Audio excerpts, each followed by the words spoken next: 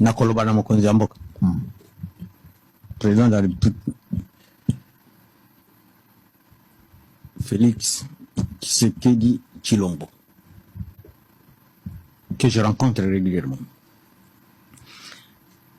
Président, il faut ça la manso bitumba oyo ou bien guerre oyo. Et si la cause à la guerre amicale, il faut la bitumba ya solo solo. Parce que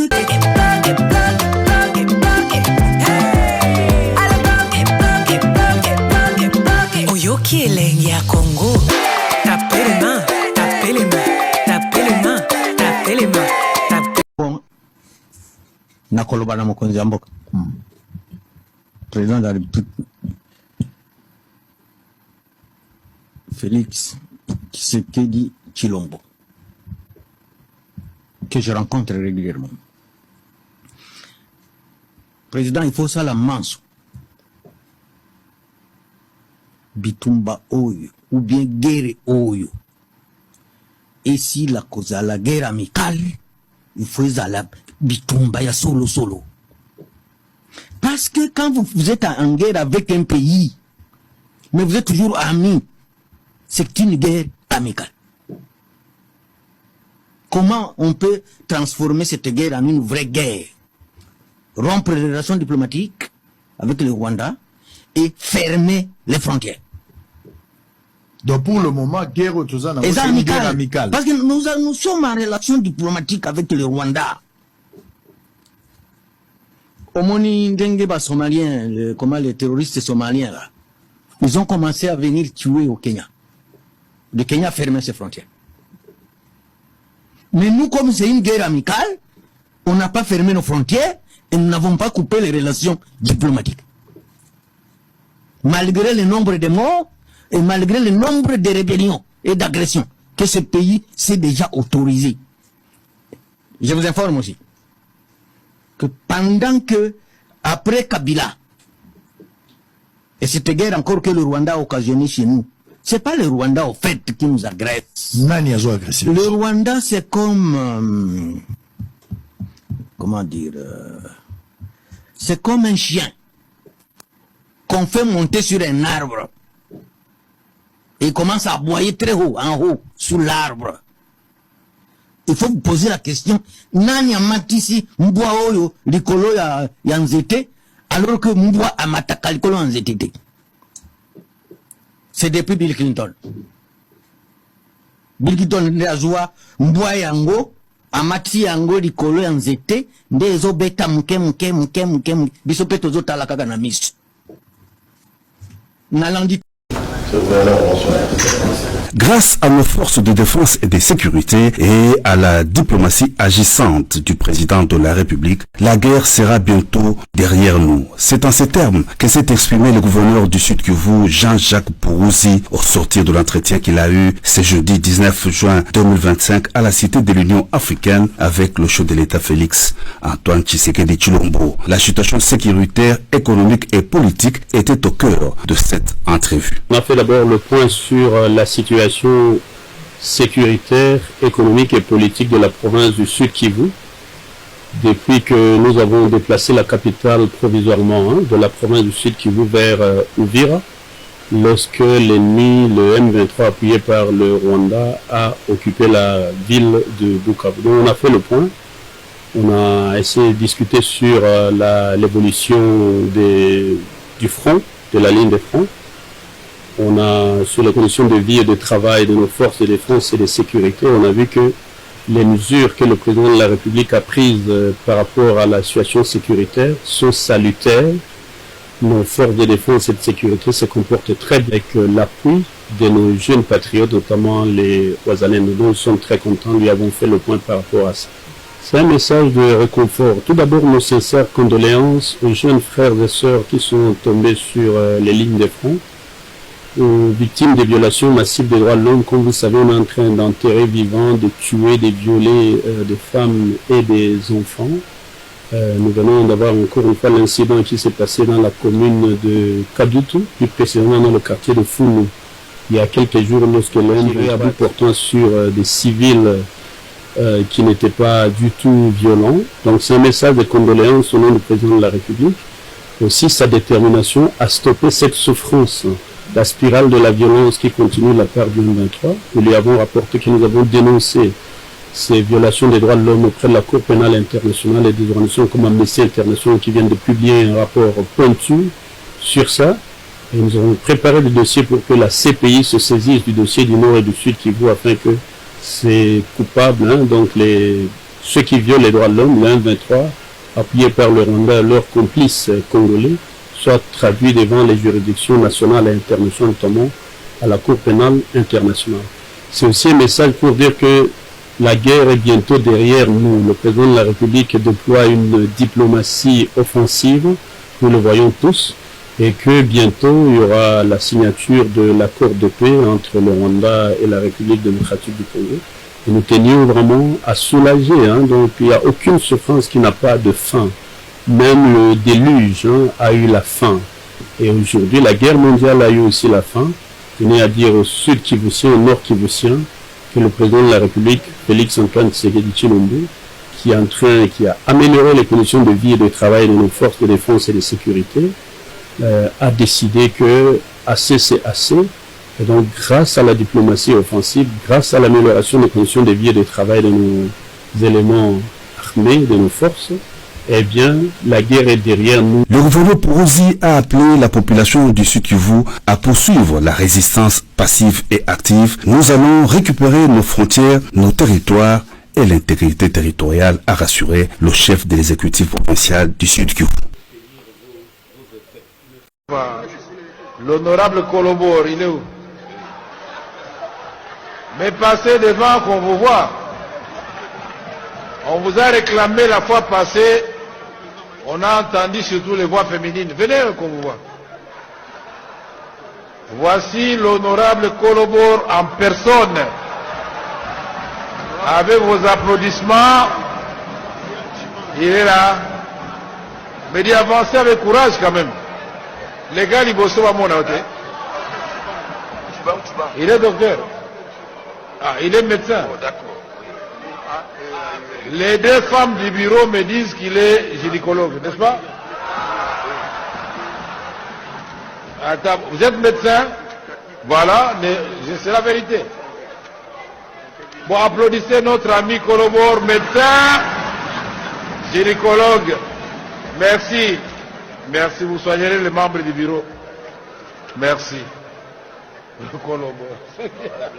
Les patriotes. Dis, Njoli Nakosa Patriona. Non, j'ai donné le deux, vous allez choisir vous-même. Tout le monde veut le voir. Mais pourquoi ça vous intéresse? Oh là là, les filles, franchement. C'est vous même, voilà. Ah bon? Il est de chez toi.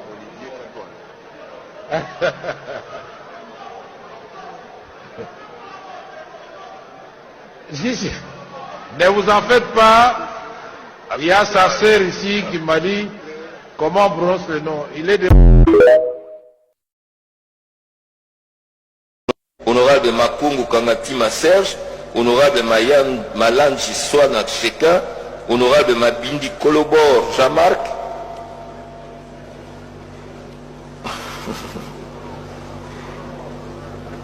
honorable Mambu Mbassa Yannick.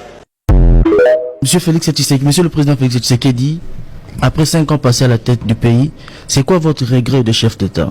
Qu'est-ce que vous regrettez en tant que chef d'État? Je l'ai déjà dit, c'est de ne pas avoir réussi à faire marcher la coalition FCC Cash.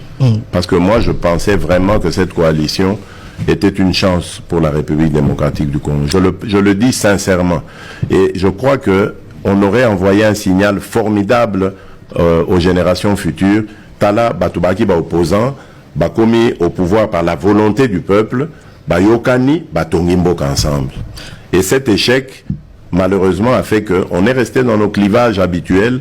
Tozotala na loko la ba ennemi, malheureusement.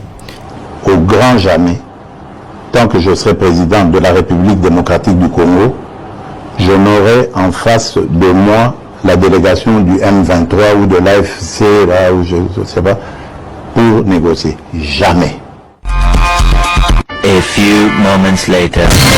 En faveur d'une cessation immédiate des hostilités, les rejets catégoriques des discours de haine et d'intimidation et appelle toutes les communautés locales à respecter les engagements. Donc voilà, je vous donne en liminaire, c'est une déclaration conjointe. Ça veut dire qu'il y a une part de la médiation, une part. Et donc je vous disais en début de cette édition que lorsque vous dites en début que c'était infructueux, je vous demandais quelles ont été vos sources. C'est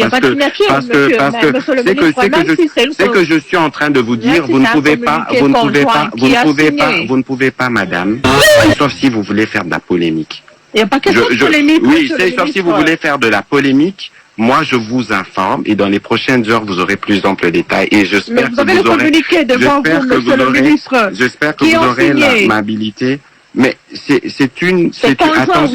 attention, madame, s'il vous plaît. S'il vous plaît, ce n'est pas de cette manière que la question doit être abordée.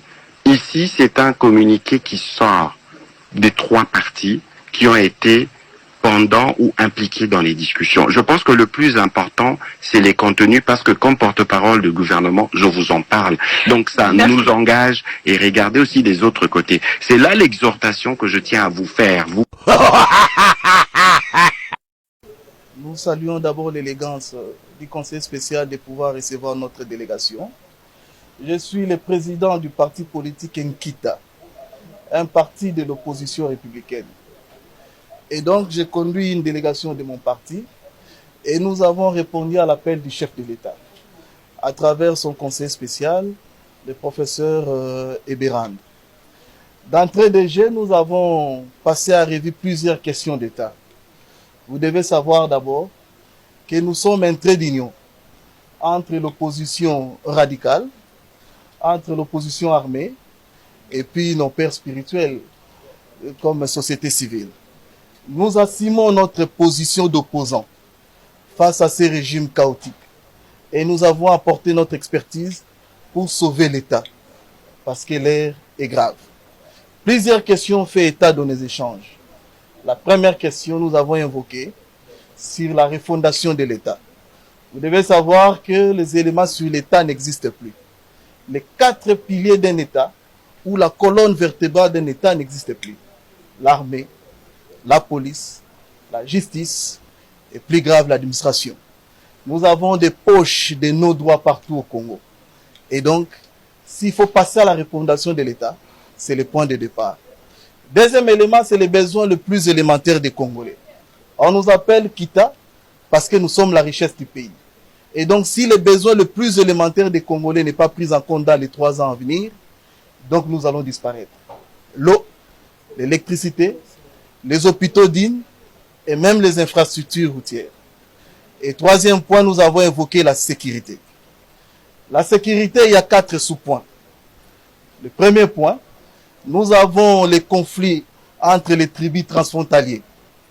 Deuxième point, c'est le retour des réfugiés. Nous devons à tout prix mettre en exécution le tripartite RDC, HCR Kigali ou Rwanda. RDC, HCR Ouganda. C'est ça qui a permis en 2012 de ramener la paix entre la RDC et le Burundi. Le retour des réfugiés constitue la sécurité entre les États.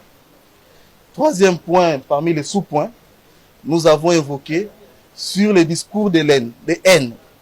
Vous devez savoir que chaque fois que nous jetons la balle sur la haine, rien ne va avancer. Nous créons un environnement de méfiance dans la politique du pays. Et cela ne permet pas que les acteurs entrent en jeu pour amener à la paix et à la paix durable. Et le 4e point, c'est une mine explosive que nous appelons aujourd'hui les Wazalendo. Nous saluons l'élégance et la qualité de travail de nos confrères qui acceptent de donner leur vie pour le pays. Mais vous devez tous vous poser la question. Après la paix, parce que nous voulons aller dans un gouvernement de combat, nous avons appelé ça un gouvernement de l'unité du peuple. Nous voulons la paix. Mais après la paix, que deviennent ces compatriotes que nous avons armés sans compte? Que deviennent ces compatriotes-là qui sont en train de combattre aux côtés de l'FARDC sans être identifiés? Et donc, c'est encore une mine explosive. Parmi les options politiques que nous devons lever au pays, c'est voir comment procéder d'abord en toute urgence à l'identification de tous ces frères-là qui acceptent d'intégrer les Wazalendo afin de tirer notre sort de la paix. Et donc, ce sont des questions que nous avons évoquées avec les spéciales et nous avons insisté. Nous avons insisté à travers une anecdote. Je préfère le dire à Lingala. Je le dis ceci. Soki moto na yo et sali faute to erreur. Nzoto mobimbe ko futa faute ya erreur wana. C'est pour dire que si aujourd'hui le président de la République est en faute, vous devez savoir que nous allons en payer. Parce que le Congo, c'est nous tous qui constituons les corps politiques ou société civile. La main, c'est l'opposition armée ou non armée. Les doigts, c'est l'opposition, je ne sais pas quoi. La jambe, c'est, je crois, l'union sacrée ou consort. Mais vous devez savoir que si le Congo est malade et que la rébellion est arrivée à Kinshasa, nous aurons une armée de rébellion. Nous aurons une opposition de rébellion. Nous aurons les églises de rébellion. Nous aurons des écoles de rébellion. Plus grave, nous aurons même des banques, même l'économie de la rébellion. Et donc, il est question que nous puissions lever un certain nombre d'options en toute urgence. Moi, je préfère même dire, avant la fin de ce mois d'avril, afin de permettre à tout le monde à retrouver son jeu politique. Deux choses. Oui. L'AFC, c'est Nang. L'AFC, c'est Nang. Ah, c'est plus Kabila. Il n'a pas dit, que je dis, excusez-moi, je veux dire, l'AFC, c'est Kabila, c'est ce qu'il a dit, hein, le président de la République. Il a dit toute la... non, il a dit l'AFC... Toute la sécurité, c'est Kabila. Je vous en prie. D'ailleurs, Charles Lequel l'a repris ici. Il a dit l'AFC, c'est Kabila. Il n'a pas dit que l'agression, c'est Kabila. L'agression, tous nous le savons, c'est le Rwanda. Alors il faudrait comprendre que cette agression avait déjà commencé. Nang était encore à Kinshasa. Nang a rejoint une agression qui existait déjà. Et aujourd'hui, on dit que Nang n'est que la partie visible de ce que est Kabila. Ça, c'est de un. De deux, ce que j'allais dire, négocier. Tout le monde parle de négocier. Moi, je dis d'accord. Négocions. Oui, négocions avec l'M23. Mais le président n'a jamais refusé. Il dit, mais oui, il faut négocier avec le M23, mais au processus de Nairobi. C'est le M23 qui ne voudrait pas aller à Nairobi. Donc il aimerait que... C'est le M23 qui voudrait imposer. Quand il a dit que l'AFC c'est Kabila, donc il faut que l'AFC aille à Nairobi. Moi je parle ici, j'ai déjà dépassé l'AFC, je suis maintenant avec le M23. J'ai dit le mais l'M23 est fondu dans l'AFC. Je vous en prie, on sait que le M23... Mais eux-mêmes ils parlent toujours du M23. Le M23, il y a Willy Ngomba, tandis que l'AFC, Willy Ngomba, allez dire, tandis que le du Congo central, je suis d'accord avec vous. Eux-mêmes ils parlent du M23 AFC. Je vous en prie, Jean-Marie Kassamba, ce que je voudrais dire ici, qu'on ne donne pas l'impression que Félix Tshisekedi a refusé d'écouter le M23. Il n'a pas refusé. Il dit d'accord, le M23, nous voulons t'écouter. Mais il y a un processus, qu'ils appellent le processus de Nairobi. Allez là-bas, on va vous écouter. Moi, je voudrais... On se parle d'abord nous-mêmes, papa. Je vous en terminer. Lui, il dit, entre-temps, puisque vous êtes un groupe armé, vous négociez là-bas. Moi, président, je voudrais négocier avec mon homologue, le Rwandais, dans le cadre du processus de Luanda. Alors, on ne donne pas l'impression que le président refuse. Mais entre-temps, et c'est fait, mais on ne parle pas. Négocions, vous dites, d'accord, bienvenue le mixage, bienvenue le, comment vous appelez ça encore, le brassage, bienvenue tout ce que Kabila avait donné au M23, que le M23 continue à réclamer aujourd'hui. Nous négocions et donnons-leur ce qu'ils réclament. Comme ça, on va... vous pensez que les Congolais ont enlevé une partie du cerveau. Non, j'aimerais caricaturer. Ou alors on négocie. Caricaturer.